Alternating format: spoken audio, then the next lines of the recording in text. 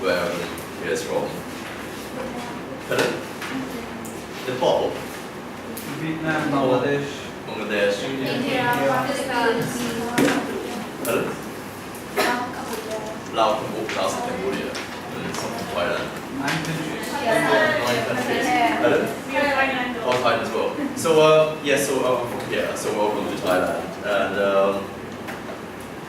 so you guys are mainly from like South Asia, Southeast Asia, yeah. So we are very lucky to be in this booming region as well. So like we many more opportunities in the future coming. And I guess you're in your second or third year. You're like in uni. So well, the future's waiting for you. So so today I'm going to share with you a bit more personal journey, what I've learned over the years as an entrepreneur, like the do's and don'ts. And it's been the do's actually, like what you should be aiming for as an entrepreneur, just in case you want to like select that path for your career. So a bit about myself. So I was born in Bangkok, Thailand. I was in here, and I spent 11 years studying in the UK. And I read physics and economics in universities, so that's my background, or academic background. And I spent 1 year learning Mandarin Chinese in Beijing as well, so I lived there for 1 year. And so after I got back from the UK, I spent 10 years leading my family business. So we in the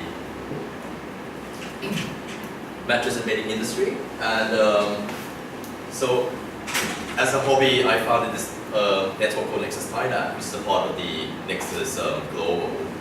So we are a network of next gens, like many asset houses to mid to large size family businesses. We headquartered in Washington DC, and we have 4 hubs in Asia, 1 in Indonesia, 1 in Singapore, 1 in Thailand, and 1 in China. Yeah.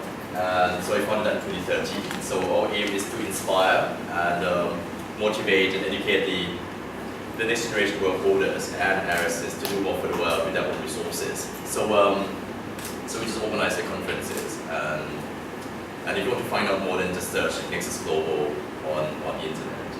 And at the moment, so I left my family business last year, and I'm now like launching a startup which is based on the circular economy concept. So that's the concept in which so the aim is to the big idea is to change the whole economic model from that of buying, using and disposing to renting, using and returning. And once you return, you can recycle everything. So the aim is to reduce waste in the production system. So that's why like some of the lessons here are they really resonate with me now. And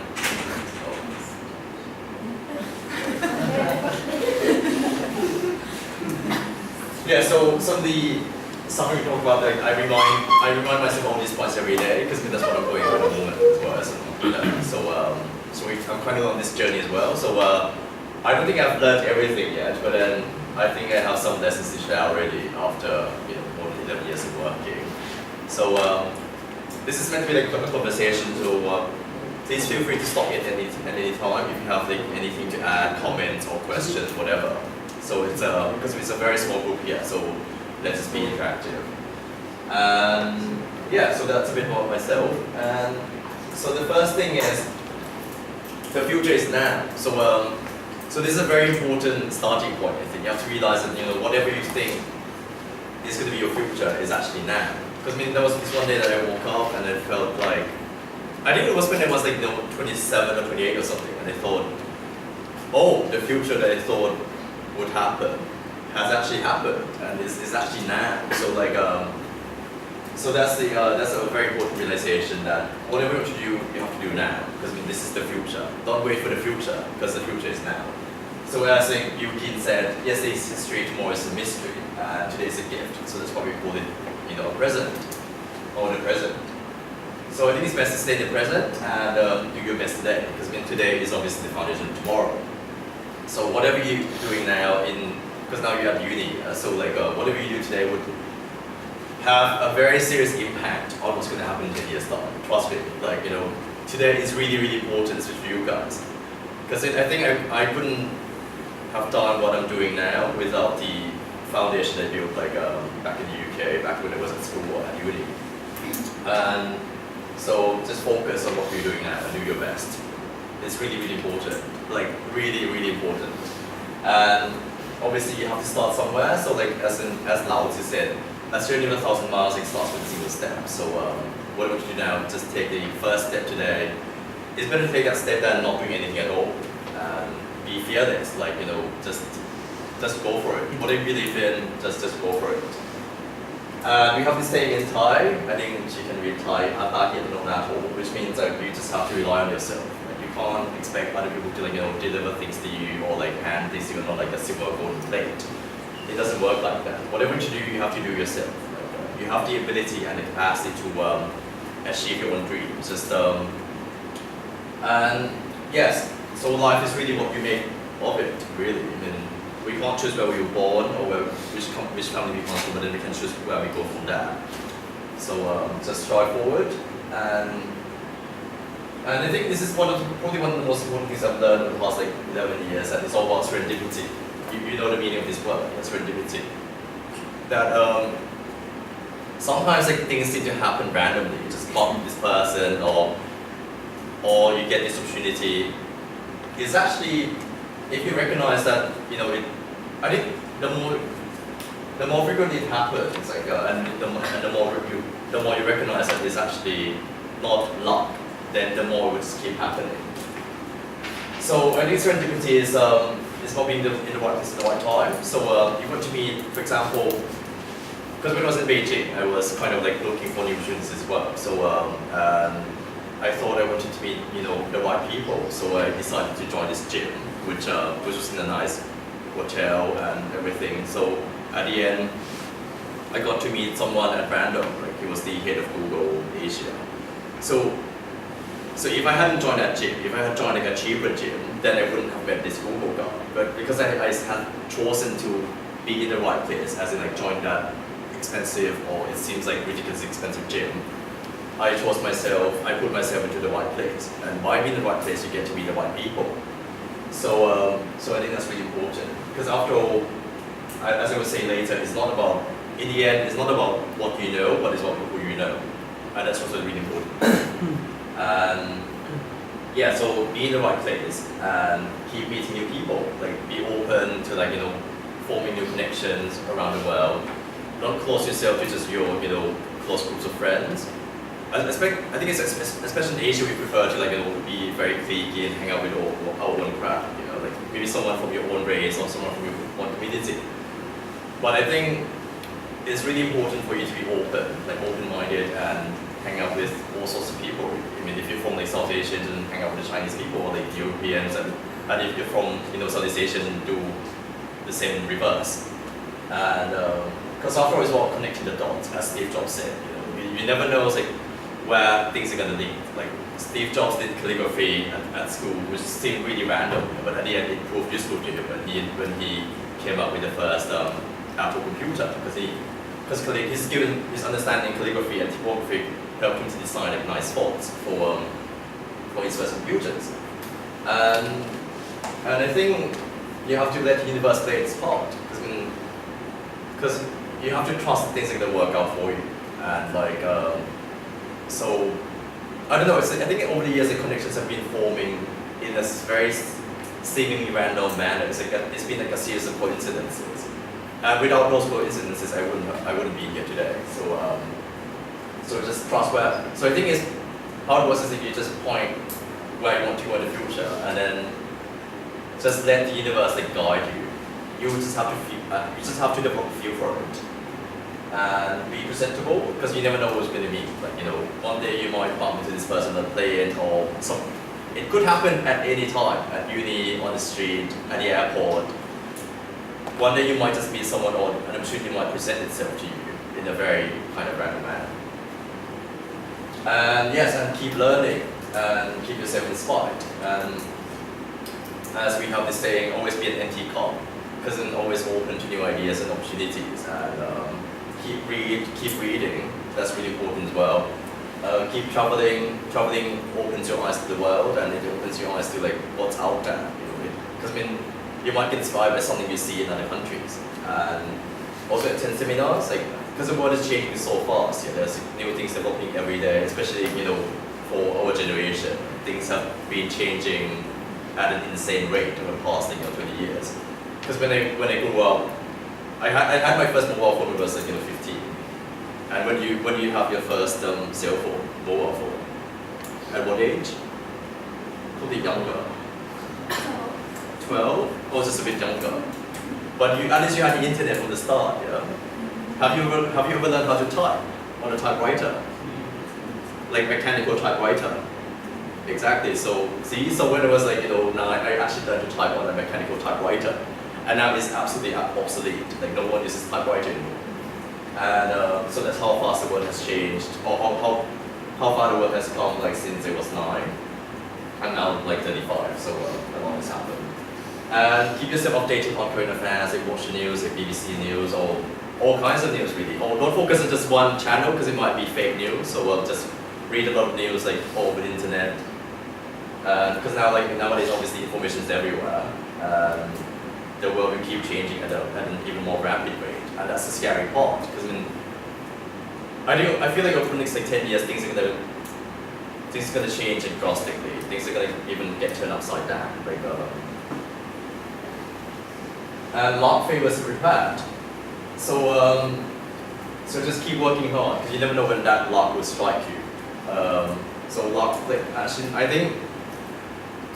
I know that people like hate to admit it, but luck plays an important part in life. I think it's even more important than ability or like hard work. Because you can work really hard, but if you have no luck, then you will get to nowhere. But then, if you have luck with no hard work, you could actually get to somewhere. I think that's the truth, and it sounds really unfair, but then it is the truth.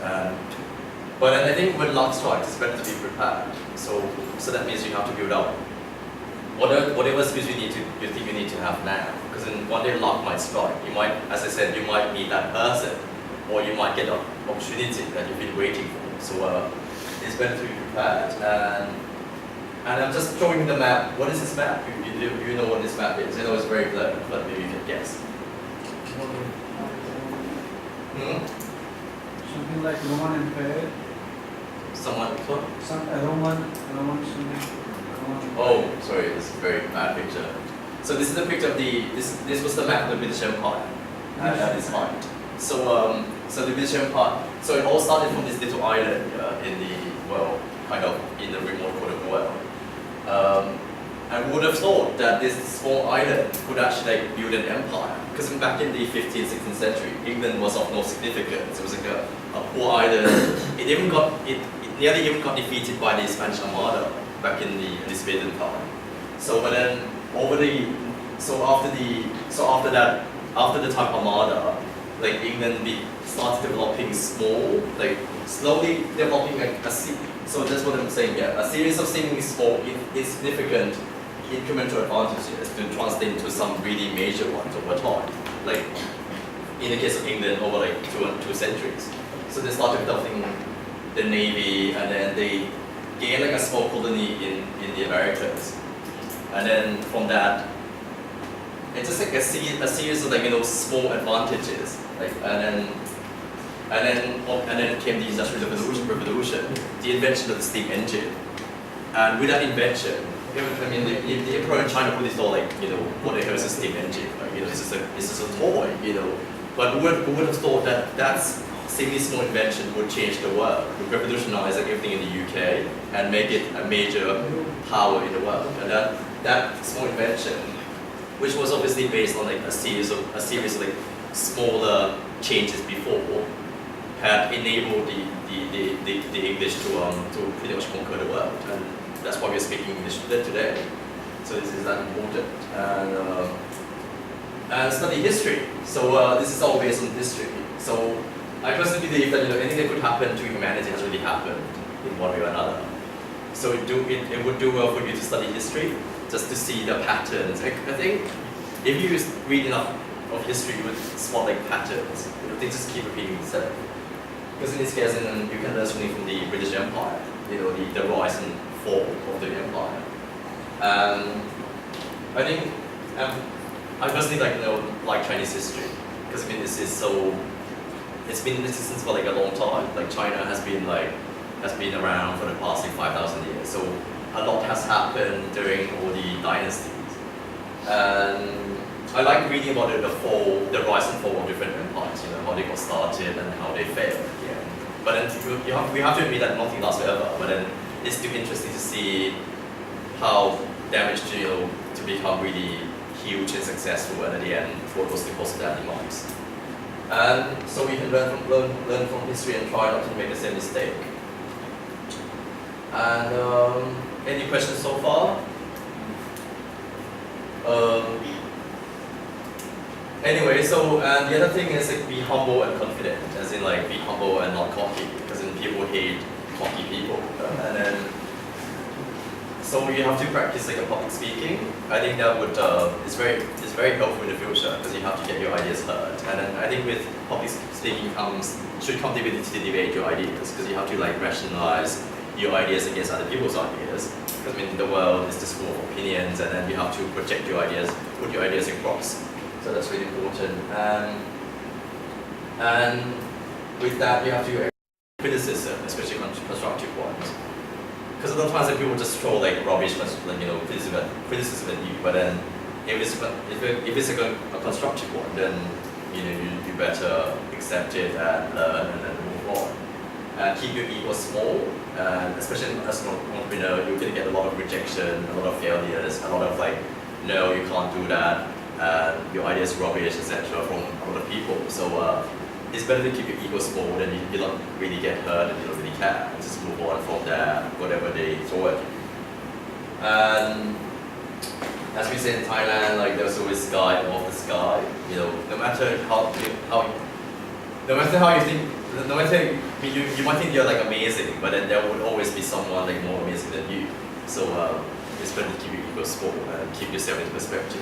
Like don't blind yourself into thinking that you're like the best in the world, because obviously you're not. Or even if you are, there will be someone better at doing it in some ways. You know, maybe you're great at maths, but that person might be good at language. Yep, please. Can I add something, sir? Yep, sure. There's always a bigger fish in the pond. They say in English. Yes, always a bigger fish in the pond. What do you think about it? That's pretty related with this Thai proverb. I like it. There's always a scam. It doesn't quite have the same ring to it. I think bigger fish in the pond is more like about competition, but then sky above sky is basically it's about meditating mainly. I think this proverb is more related to like one's meditating. Like you might be great at something, but then there would always be someone like greater than you. Yeah. But then I think fish in the pond is more like competition. Like you're like for example, you might be like what? You might be like a great software or something in, let's say, in Thailand, and then there would always be someone bigger in the US. Yeah. But anyway, any more questions? No questions. How maybe we want to talk.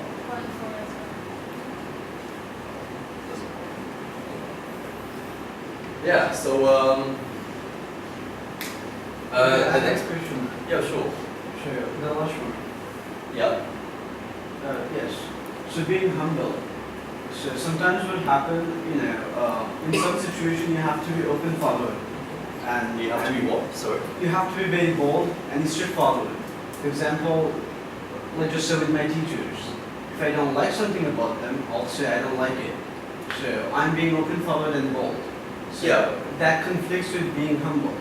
So how do you deal with that? Because my teachers thinking that I'm not being humble and being idiot, but I'm just being bold, which is I think okay. I think it's I think they're concernable because like I think you can be bold and humble at the same time. You don't have to put your ideas out in a very cocky way. You can always be bold but respectful. Yeah? I think that's really the nice way of doing it. Like you can be bold as in be daring enough to put your idea forward, but at the same time you're still respectful. Unless obviously if the teacher is really an idiot, then you might have to But how should I put this example possible? But then I think at the end of the day, no one likes cocky people, like people that so overly brash and overly confident. It's just annoying to everyone, investors, colleagues, or potential suppliers or potential customers. So I think yes, you have to be bold. In short, you have to be bold, but then be respectful. and be mindful of how other people feel. Because sometimes, really successful entrepreneurs, they will just be really too brash and bold. Look at what happened to Uber. That guy's a bad example of being bold, because he was just too bold. He just thought it would just crush everyone in his path. But then at the end, it backfired. It made his organization what it is, kind of. Well, I can't say this beyond here, but then, yeah. But so that's a bad example of how to be bold. So does it answer your question in some way? Maybe. Any other question? You want to know something? No. Okay. So this is kind of related to what I said earlier. So you have to develop and maintain your social capital, as in. So at the end, it's not really what you know, it's who you know. Because it's only with who you know that you could gain access to I don't know, whatever fund or talents or people.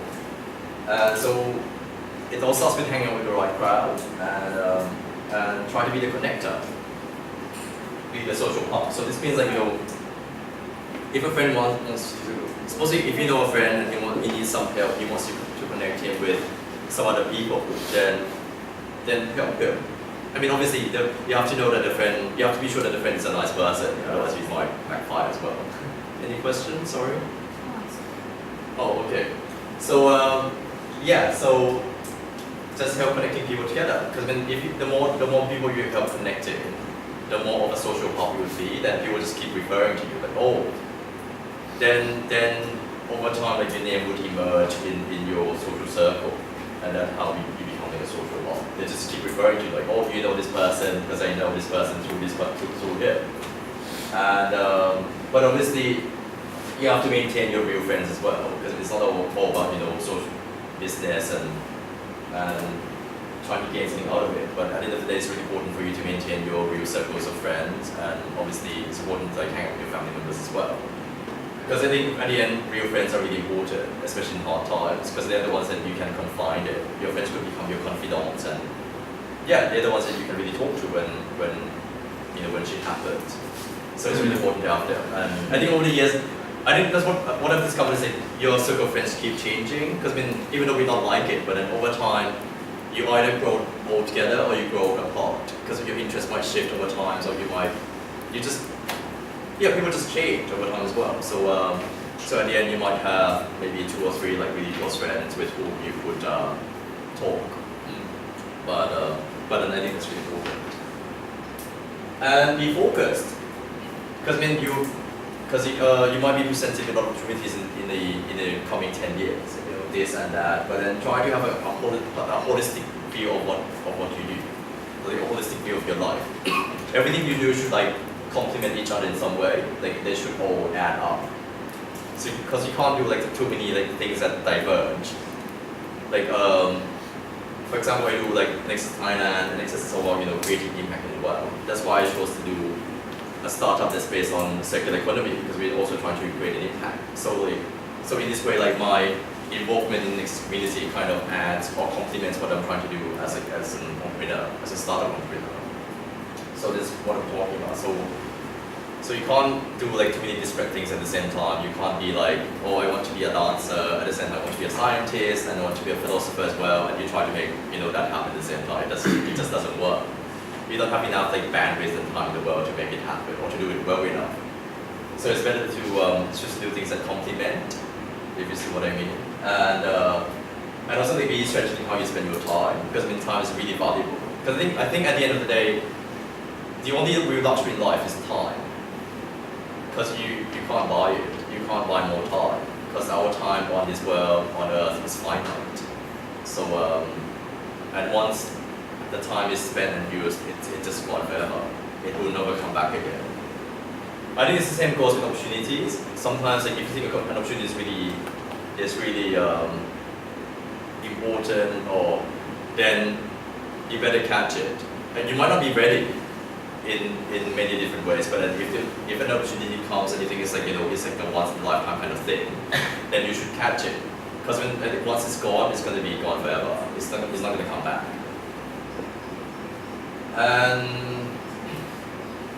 And this is also really important. Again, all these are important points. stay positive. Because if you want to be an entrepreneur, it's not going to be like a smooth journey, and you would hit like a lot of bumps along the way, like in many different ways. You might run out of cash, you might not meet the right people, you might get betrayed by, I don't know, your partners, or your customers might not like your product, you might have to like pivot it many times. So you have to be able to stay positive, and you have to believe that, no matter how shit everything is today, things can change tomorrow. Like tomorrow could be totally different from today. Like the factors on which your life is based today could be very different from the one tomorrow. And that's what I've done as well. Like one day you might be really short of cash, but if you suck it out, stick with it, then the next day maybe an investor might present himself to you. So that's how drastically life could change overnight. So just keep optimistic and study and believe in the law of attraction, because I think it works, and you have to keep yourself positive. A positive thing really helps to attract positive things to you. And I think one of the biggest lessons I've learned over the past 5 years is that if you're going to think negatively, then it's better to not think at all. If you find yourself like having negative thoughts and you can't get yourself out of it, then just stop thinking. There's no point in like having negative thoughts and like hurting yourself, or like feeling that just having feeling sorry for yourself, for example, is not helpful. So if you find yourself having really negative thoughts and being really down, depressed, then just go and do something else. Like talk to your friend that you like, or go and do some exercise, or well, eat something. But I guess like binge eating is not a good thing either. So so this is how the law of attraction works on this yellow kind of picture. So first you decide what it is that you want. So if you're not, so you have to be really certain about this, what it is that you want. Let's say in like 5 years time, this is exactly where you want to be, and you just have to picture it in your head. This is what it's going to be like when you become whatever you want to become. And then ask the universe, just make this wish. And if you're really certain, then the universe would answer. It would answer in its own kind of magical way. Maybe you would have an opportunity to do something that would lead you in 5 years' time to that point, to wherever you want to be. And as I said, you have to feel it. When you imagine, you have to feel exactly what it's going to be like when you're at that point. I think it's best to write it down. Try to imagine. It's like writing a novel on yourself in 5 years' time. And when things start happening, be grateful. Write down and be thankful what has happened, and keep a gratitude list. I'm glad that I met this person today, or I'm glad that I had the opportunity to do this, whatever. And you have to have the trust that the universe will deliver. It's really important. You have to have this unwavering trust in what would happen. But there are tons of books about this, so you can find out and read more. And I think as long as your goal is clear and you stick your mind to it, then things will slowly happen. It might not happen tomorrow, but then things will just keep happening. It's like a series of events will lead you to that point. And you just have to believe that all these events would eventually lead me to that point as well. And sorry? Okay. And as I said, you're gonna hit a lot of bumps along the way, so it's important to not give up. Because if you give up, then that's it. That's the end of your journey. Then it's going to happen anymore. So you have to keep believing in your dream, and when shit happens, just try to find some silver lining. Maybe this bad things happen, and it would lead to some other things. You just have to learn to find the silver lining and to be positive on whatever happens, and keep plodding. So don't stop. So it's better to take one small step every day, no matter how small, rather than stop. Because someday you might feel really, really defeated, I don't want to get out of bed, the world is horrible, whatever. But then that day you just have to do something that you think would lead you towards where you want to be. No matter how small, just do something. Do something every day. Don't stop. And of course, it's a marathon, not a sprint. I think someone once told me doing a startup is like a marathon. It's not gonna. You have to just keep going, and at the end, success is measured in decades, not in years. It will take decades to know whether you are successful or not. I think years are not long enough.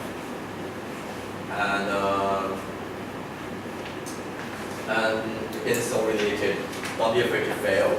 So at the end, it's better to fail than not to have tried at all.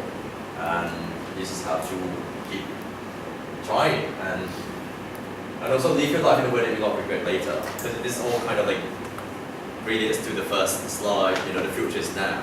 So so I know that in Asia we receive a lot of pressure from our parents to live your life or to pursue certain careers. But then at the end, it's your life. It's not your parents' life. And if you think living up to your parents' expectation might lead to yours having regrets later, then it's probably not worth it. Or you might try to like live up to your parents' expectation for some time to see what it's like, and then after 3 to 5 years you might have to change if it's not to your liking, because after all, it's your life and you have the ability to make that choice. They might not understand, they might you might have fights, but at the end, I think it's probably worth it. I mean, they would come around at some point. They would come to understand what it is that you want to be. And I think the sense of your strengths is how you pick yourself up when you fail. Because I think failure is a part of life. And if you haven't failed at all, then you wouldn't understand what success is like. So I think it's two sides of the coin, like there's failure, there's success. So maybe in a way like failure is good, because it really tests your strengths and shows to yourself who you really are. As Mark Internet said, it's only time like misfortune that we know who we really are. Like it's only time of like misfortune in terms of like great difficulty that we discover ourselves, like our true strength and our ability to like dig ourselves out of the hole. And if you never confront like difficulty or challenges, then you would never really discover yourself. So I think that's probably the view. That's like a silver lining of like being in a difficult or challenging situation. And you just have to learn from your mistakes, because you're going to make mistakes along the way and move on. I mean, we can't all be perfect. I mean, far from it. Like, you're going to make like a series of mistakes. You will do like stupid things, make stupid decisions, or I don't know. So just a lot of things would happen over time. So just learn from mistakes and move on. And yeah. And when you're like an entrepreneur, especially when you're starting, you would hear a lot of like opinions. And the world is full of opinions. Like, people would say different things to you, like, oh, your idea is great, your idea is shit, your idea is amazing, your idea is really bad. But at the end, not all opinions are good. So you have to be selective in who you choose to hear. Because sometimes you have to learn to block your ears as well. And you have to trust your guts, your instinct, and just go for it. If you think your idea is brilliant, if you think it's going to work, then just trust your instinct and trust yourself that you can make it happen. This brave new world, no one really knows what's going to work. Seriously, no one knows. Like, I mean, who the hell would have known that an app that is like a simple app that allows you to post pictures would become such a big hit. It wasn't obvious 10 years ago that Instagram would become such a big thing. Like, why would anyone post pictures all the time? And now like it's worth billions of dollars. Or it wasn't clear that Uber would take off. Why would anyone want to like drive a car for a living? Why would anyone have the time? So like in this brave new world, anything. I think the world is full of possibility. You just have to be brave and daring enough to believe in yourself and to go for whatever you think is right. And you have to trust yourself as well that you can make it happen. Because I think that's the issue I have with myself. The ability to trust myself that I can actually do it. That I can make something big happen. So this is something very subtle, but you have to remind yourself that you have to trust yourself. Like whenever you do your exams, like a lot of people get really stressed because they don't trust themselves. They don't trust that they can do well when the time comes. Because if you really trust yourself, you wouldn't be stressed. Right? You would know that after all the preparation, then just go for it and then just deal with it and just do it and then that's it. So if you trust yourself, you get less stressed. But it is hard. And keep things balanced. So you can't be obsessed with success, because it's how you're going to burn out and kill yourself. And so health is your most important asset. Without health, you can't do anything. If you're sick, then that's it. You have to be in bed and you can't, that's it. You can't do anything at all. So it's better to look after your health well and exercise regularly, eat healthily. Obviously we all know this, but you can't do it. Drink moderately if you drink at all, or not small, for example. And so these are the two basics, like exercise and your diet. You are what you eat basically. And learn to meditate, learn to be at peace with yourself. Because I think meditation really helps you focus, regardless of your religion, on your personal belief. But then if you practice meditation, then it really helps you focus and clear your mind. And once you have that clarity, everything becomes so much easier. You can find solutions more easily. And it's really more helpful to meditate when you're stressed than to get drunk or go a party, because getting drunk is not helpful. You wake up the next day feeling horrible. I mean, it's really fun at the time, but then when you wake up, you just feel horrible. So if you meditate, you gain more clarity. And you have to learn to let go of the past. Because I think all of us have, some or a lot of baggage from the past. Things your childhood might have been difficult, or might have mistreated you earlier, but you just have to learn to let go. Because all this baggage is not helpful. You just have to let it go and just move on. Or if you can't let go by yourself, then you have to seek help and find a way to enable yourself to let go of all the nasty things that happened in the past. Because after all, that's the past. The past is the past. It's not the present and it's not the future. And if you learn to let go, then you'll be more at peace. And with peace, you gain more clarity, and you gain more power within yourself to make whatever you want to happen. Because it's all about the power of the mind. I think what I've learned over the years is that I think in Asia we believe in astrology. We believe in the power of the stars. I think it's probably the same in South Asia and in Southeast Asia, in the Far East. But then at the end of the day, I think your mental power is actually more powerful than the power of the stars. The stars might be powerful, but then if you believe that you want to be somewhere, that you want to do something, you want to achieve something, then your mental power can overcome the power of the stars. That's what I believe in. And also you need to spend time with friends and family, because then they're the ones who can be with you when the shit time hits, and the shit time might hit at some point. And I think at the end of this very long day, success is meaningless. It really is, and for example, an easy example would be you might have the ability to have let's say 10 different houses around the world, but you cannot be in one room at a time. You can't be in 10 houses at the same time, simultaneously. It's not possible. And you can enjoy one room at a time. So having 10 houses is actually pretty meaningless in a way. Or you might have the ability to buy, let's say 10,000 meals a day. But then what can you eat every day? You can eat maximum maybe 5 meals a day. That's really the limit. So having that ability to buy 10,000 meals is meaningless. So you might discover that in the future, once you're successful, that success and all this wealth and money and everything is actually meaningless. What you might value more is the connections you have, the relationship you have with your friends and with your family, because those are the ones that will fulfill you in the long run. And if you're successful, then be generous. Pay your good fortune forward. Because it's all meaningless anyway, so it's better to help others. You might get to where you want to be, and there's a lot of people who are still behind you.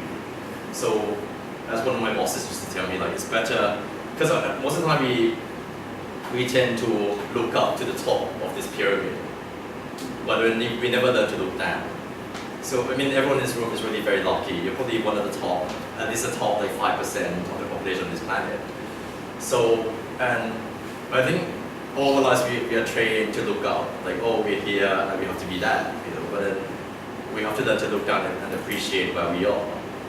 And one day you might get to be at the very top.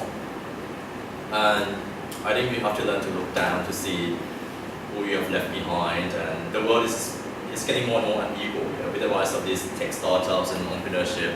I think the degree of equality is getting bigger and bigger, and it's getting quite scary. Because the people like you have good education, strive forward and be even wealthier in the future. And with the power of the internet, the inequality would accelerate. I mean, the rate of inequality would accelerate. And so just yeah, don't forget about the other people. Because after all, like the success of all these big businesses due to the fact that there are like tons of people supporting them. You know, Google is successful because billions of people use it every day. Without all these people, well, might not be very wealthy, some of them are even poor. Google wouldn't be where it is today. So we have to be thankful that we're supported by those who like at the bottom of the pyramid.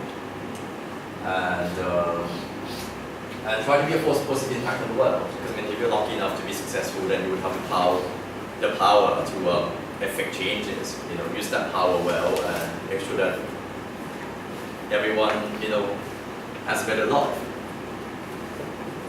So I think this might be the end of the slide.